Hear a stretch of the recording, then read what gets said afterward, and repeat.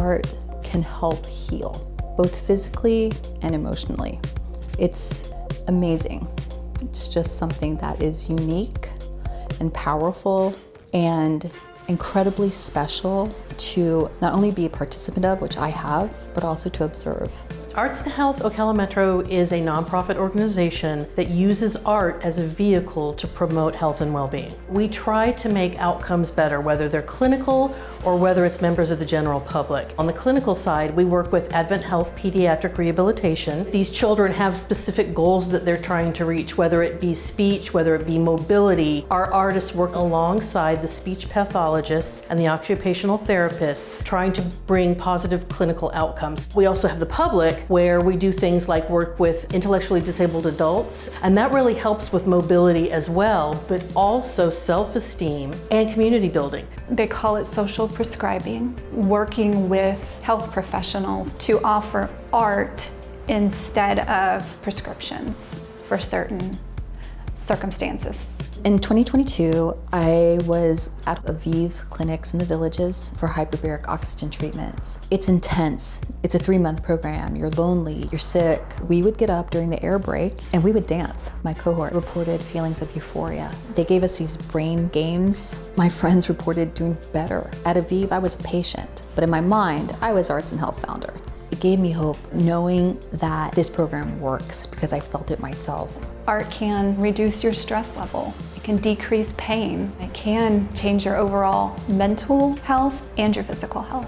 Art has been an outlet when I haven't been able to find my words. I want to offer that to someone else. We have a cohort of 13 artist practitioners, visual artists, dancers, literary artists, and musicians. They go into the various facilities with our organizational partners and do workshops that we craft very closely in collaboration with those partners. I work with patients suffering with dementia. We're not looking for a certain outcome. I'm not trying to teach them how to paint. It's very patient-driven. Patients and their caretakers come in, engage in an art activity. They may never have considered themselves creative, but the more they open themselves to the process, they form a community around art. It gives them something to share, to talk about, a sense of pride and accomplishment. I work with the disabled adults. They primarily want to do painting, but we've done everything from origami to rock painting to other crafts. I've seen a definite boost in their ability to interact with each other. They're always excited about the art. They want to know what we're going to do that day. It's definitely elevated their confidence level. When we started, a lot of them were concerned about making marks in the wrong spot or not being able to follow along properly. And as we've gotten in there, they want less and less help because they want to try. We've created an environment in there where they're comfortable. I specialize in music making with Arts and Health Ocala Metro. I get to lead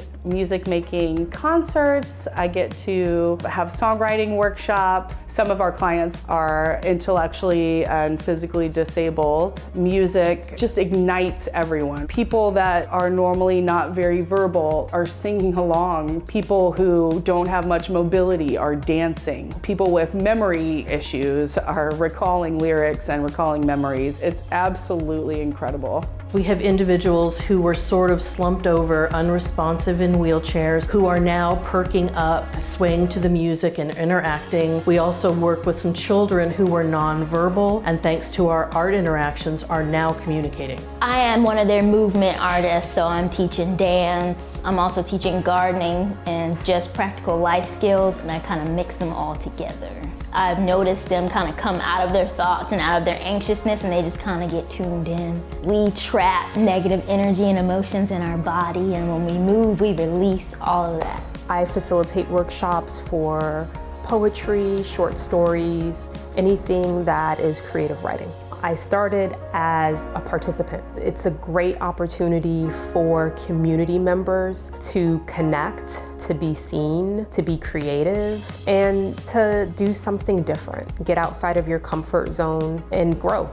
It's to bring the joy of art to people. You don't have to be good at it, you just have to enjoy doing it. It elevates people's moods, it makes their communication skills better, it builds confidence. It is a part of humanity that we often overlook or take for granted. It is your right as a human being to create. Just get out there and make it. It doesn't have to be good. We have individuals who have never put paint to paper in their lives, and now they're doing it, and they're very proud of what they have achieved.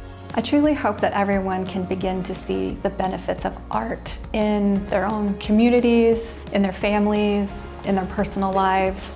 Different diagnoses all have limitations that I feel like art can address. It's one thing to talk about how art is good for you, it's another to prove it. We keep data on every single solitary art interaction that we have. We can run the numbers and show the statistics that individuals really have improved their well-being and life. We've touched at least 3,400 folks. Art heals, science proves it. We go to a museum or an art gallery and it invokes a feeling in us. What we want to do is help people in our community become aware that that feeling that they have inside is actually healing. It's to have people truly understand and experience for themselves how art heals.